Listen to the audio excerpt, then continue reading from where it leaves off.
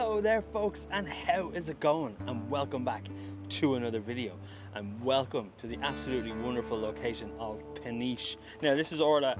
I got stuck to a bramble.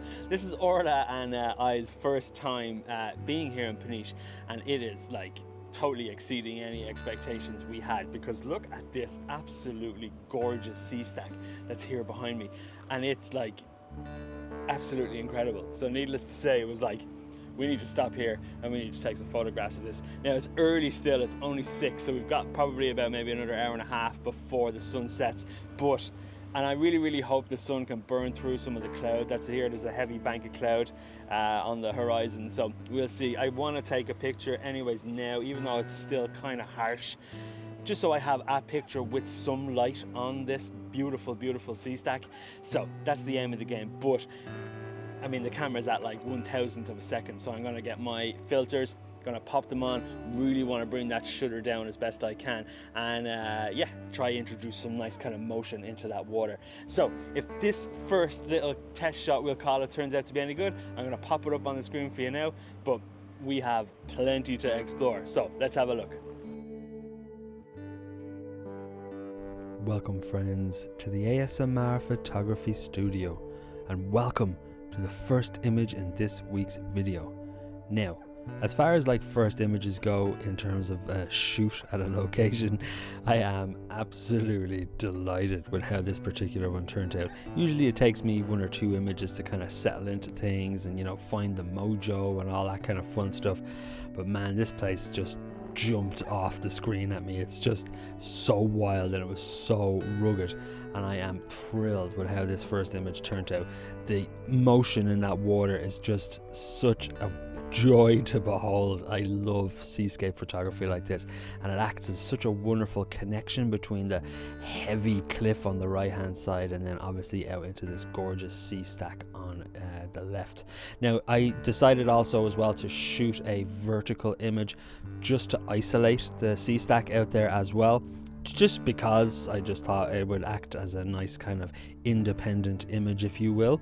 And I really like this. I love the fact that you've got that beautiful whitewash coming down from the bottom right, and again leading us into that sea stack, and the sky, at least for now, was absolutely on point, and I'm really delighted with how this image turned out. And like I say, as kind of first images go, I'm super duper happy with how these turned out. So onwards we shall go, my friends.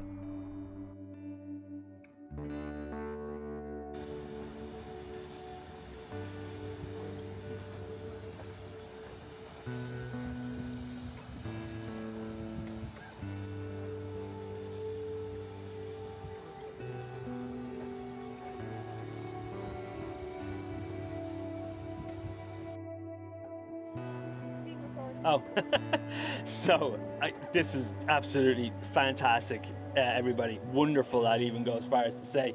I've changed lens now to my 28-75 because I just want to punch in a little bit, and I've been toying around with different exposures and the polarizer, and it's just like the previews on the back of the camera are totally blowing my mind. I absolutely love seascape photography like this. The key that's making it so dynamic is the whitewash down here. It just adds such a wonderful sense of motion and this like push and pull of the tide as it absolutely batters these rocks down here. And look what's this fog after rolling. You know, thankfully we thought it was rain, but thankfully it's not rain, so we're still quite dry.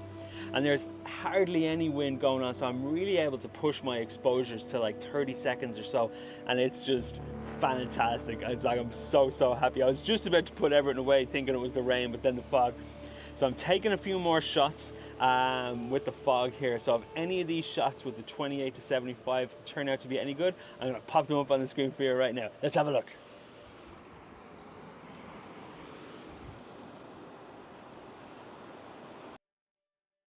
So as I mentioned, I changed to a bit of a longer focal length. The first few images were shot all wide, and I really loved them. But for me, I adore just zooming in and picking out these kinds of smaller scenes. They just come across so much more intimate and so much more personal, and I absolutely love that about these. I have 4 here that I'm going to run through for you, and for me this first one is just absolutely smashing, literally and figuratively, because of the crashing water that's absolutely battering these rocks down here. It's so amazing. And of course you've got that absolutely gorgeous green down there. That's just, it's so wonderful. It's like the Algarve kind of light that's, you know, that glistens in that water. I love that deep green in the water of this image. And then I decided to kind of pull a bit wider for this shot and just focus in on a different section of rocks, and again just to kind of capture this turmoil that's happening down there. It was just so wonderful to see. Really delighted with this one as well. And then also I noticed on the rocks there was these cormorants, and they were all just sitting there happy out, and I was like, if they don't move, I could possibly capture them still and a long exposure. And this is the result of that. It was amazing to watch. They just they were so still and so peaceful. It was wonderful. And then again you then just got this beautiful juxtaposition of the water absolutely crashing around the place, and it's so wonderful. And then the last image, I think this is probably my favorite out of the few, because I really adore these kinds of images. That milky, it's almost like clouds and mountain tops peeking through the tops of clouds, and I absolutely love it for that.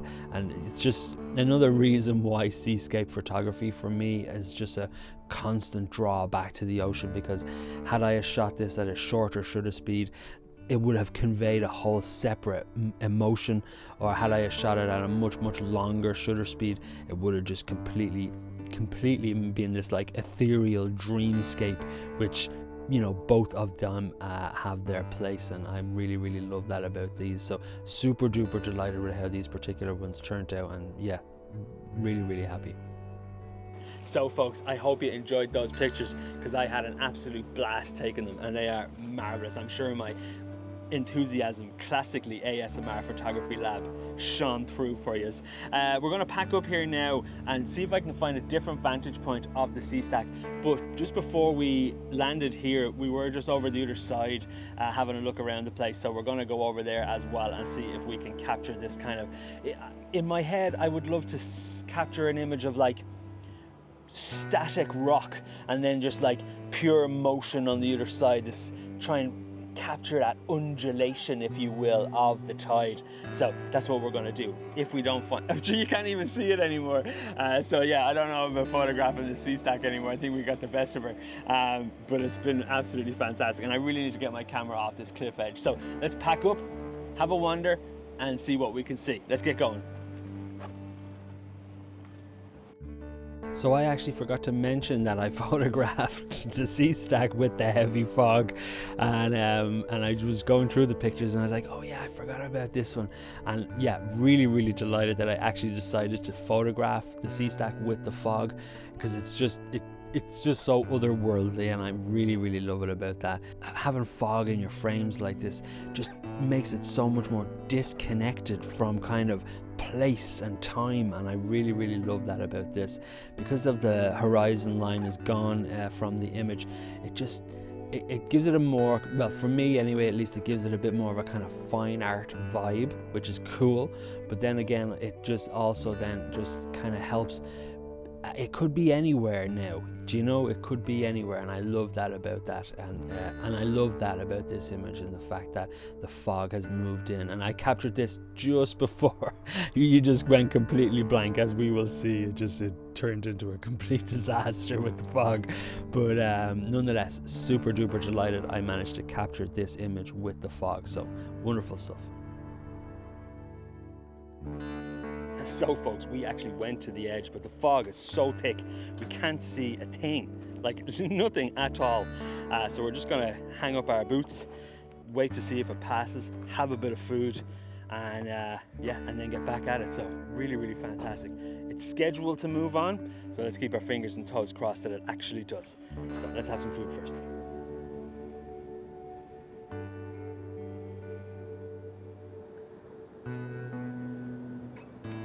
well, the fog has not lifted, and I don't think it's going to lift, which basically means we're not even going to get to see any stars. I really was hoping to shoot some astro this weekend, but still a couple of days left in the weekend, so we shall see. But I am going to try my best to take a picture nonetheless, because the mist is acting, or the fog at least, is acting as a wonderful shroud, and it really adds this like beautiful sense of depth. And the scene here that I'm looking at now, it's pretty, I don't even know if I should stand up here on these rocks because it's pretty dodgy looking. But let me turn you around now, hold on. So it is absolutely gnarly looking, and I love that. Such a depth, such mood, oh my god, and absolutely colossal waves down there as well. So my intention, I'm hoping, is that I can at least just try and capture some of this energy and kind of misted shroudiness. So let's set up a picture, and so let's set up the tripod and see what we can see. Senior Spielbergo is managing the food for this evening. Sandwiches as always, hashtag van life. And so let's see if we can take a few shots. So one thing you gotta be just so mindful when you're photographing a place like this is probably one, don't do it, and then two, if you do come out to a cliff edge like this is a gnarly high cliff, and it's like very difficult to see. So you know, I really wouldn't first of all recommend it, but you just got to be so mindful of your surroundings and so sure-footed of where you are putting your Tootsie Rolls, because it is pretty crazy. But you know, as I say, things aren't really working out too well. I did take one or two pictures, so but as I say, it's just so heavy. It's crazy fog. But if the picture turned out to be any good, I'm gonna pop it up on the screen for you right now. So this is the result of the cliffside foggy shroudiness that I was rambling on about. Yeah, I'm only putting this in here purely to show you that it didn't work at all. While I like the kind of shrouded mystery of it all, I was kind of hoping for a bit more. And really, honestly, I really couldn't get closer to the edge at all because it was just so foggy.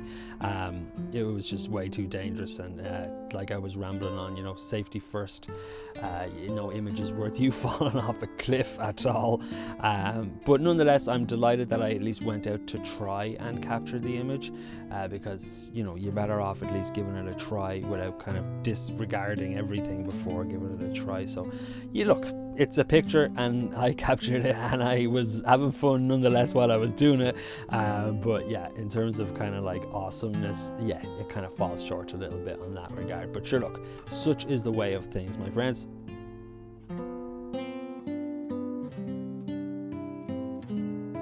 So folks, I think we will just leave it here. I don't know how that one turned out. The enthusiasm has kind of like plummeted from where we started, but sure, nonetheless, the important thing is that we were here taking photographs and still trying our best to make do with what we got. Like I mentioned earlier, this place has been totally far exceeded the expectations that I had, and it is definitely part of the itinerary for the workshop that I have organized, where we basically go from Porto to Lisbon or vice versa to explore all these wonderful nooks and crannies of seascape photography. So if you're any way inclined to want to join that workshop, you can find all the links down below in the description. But for now, I'm just gonna wrap it up, call it quits, and go enjoy some dinner. Now look, if the fog does lift and the stars come out, you can expect some wonderful astrophotography, because I really feel like this would be a fantastic location for it. So we'll see, but I really won't keep my hopes up for that one. So if you like the video, folks, do please give it a like, and of course, if you fancy following along for more adventures like this one, as brief as it may have seemed, you are most welcome to hit that subscribe button. But for now, I will see you all in the next one. Take it easy, everybody. Cheers.